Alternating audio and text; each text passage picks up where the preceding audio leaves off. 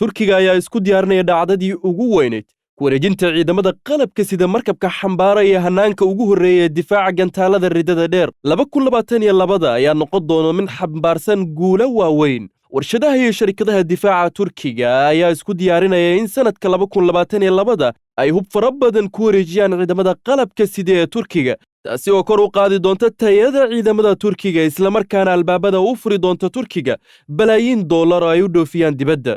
liiskan waxa ugu sarreeya TGGI Anadolu oo markabkii ugu horreeyay ee dalka gudihiisa lagu sameeyo, kaas oo la qorsheeyay in lagu wareejiyo ciidamada qalabka sida ee Turkiga sanadda 2022 lana howlgelin doona dhammaadka sanadkan.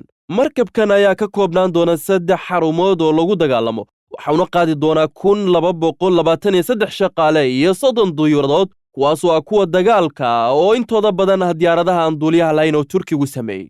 kadib ku wareejinta ciidamada Turkiga nidaamka xisaar A+ oo ah nidaamka gantaalada difaaca hawada ee ciidamada Turkiga, waxaa la galay marxaladdii lagu wareejin lahaa ciidanka Turkiga nidaamka xisaar O, waxayna tillaabadani soo afjari doontaa ku tiirsanaanta dibadda ee nidaamka gantaalada, gaar ahaan nidaamka hawada difaaca ee Ruushka, taasoo sababtay xiisad siyaasadeed oo u dhaxayso Mareykanka iyo Turkiga.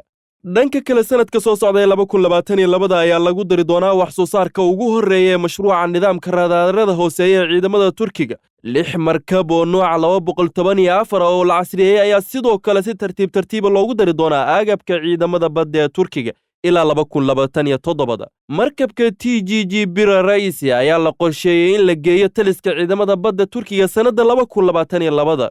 dhanka kale baabuurka weerarka ee Zaha oo lagu sameeyay awoodo maxalli ah waxa uu geli doonaa liiska taliska ciidanka badda ee Turkiga sanadda 2022.